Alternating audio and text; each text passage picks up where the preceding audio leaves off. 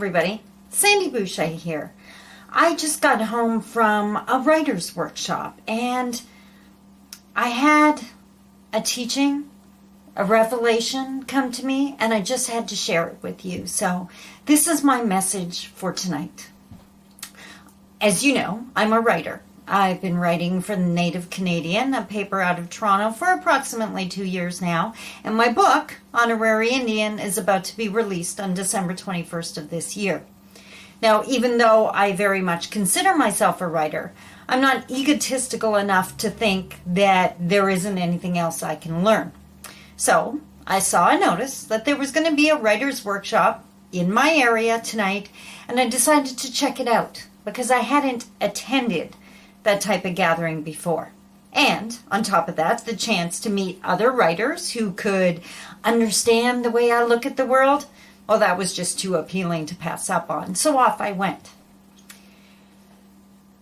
I sat in the workshop and the speaker began to deliver his message. The first thing I noticed was his vocabulary. He used what my mother would call a lot of $15 words. Some, I can honestly admit, I had no clue what they meant.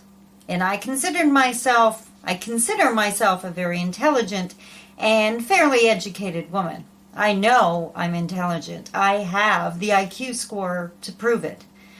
I just don't feel the need to use $15 words.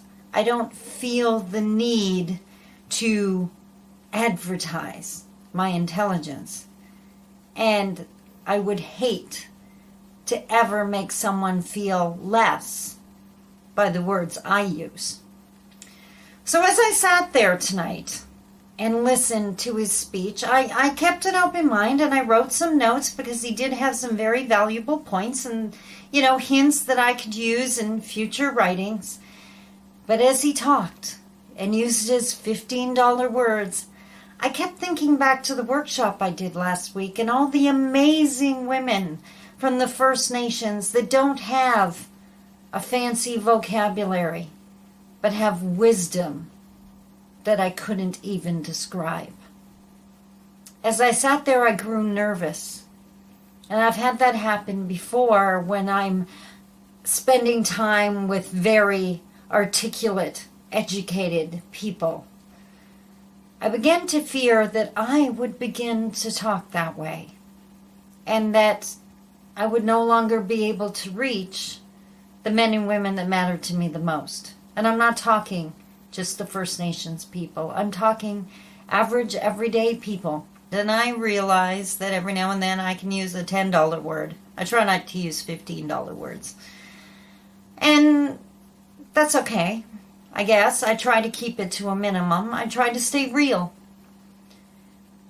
But tonight, as I sat in that workshop, I grew fearful that I would lose the person I was, or the writing style I have, by attending these workshops. And then the writer was illustrating different examples, different writers to illustrate the point he was making. And he put up an excerpt from a speech by Zadie Smith. The speech excerpt he used was a speech where she was very saddened by the fact that she didn't talk the way she did, the way she used to in her hometown. That she had gone off and become educated and now spoke Oxford English because she felt that's how educated, successful people sounded. And she didn't feel she had a choice. At one point in the excerpt, it says that a braver person might have said no and held on to the way they spoke, but she didn't, and she was now saddened by that. As I sat in the audience and listened to the speaker explain this excerpt, I could feel the smile creeping onto my face. And when they broke for coffee, I politely put my coat on and left the auditorium. I had my answer. And as I walked down the street, I thanked the Creator for the not so subtle reassurance that I didn't need to be there. That I can learn and I can definitely become a better writer. But I didn't need to lose my voice in the way I speak, because it works just fine for the people I want to speak to.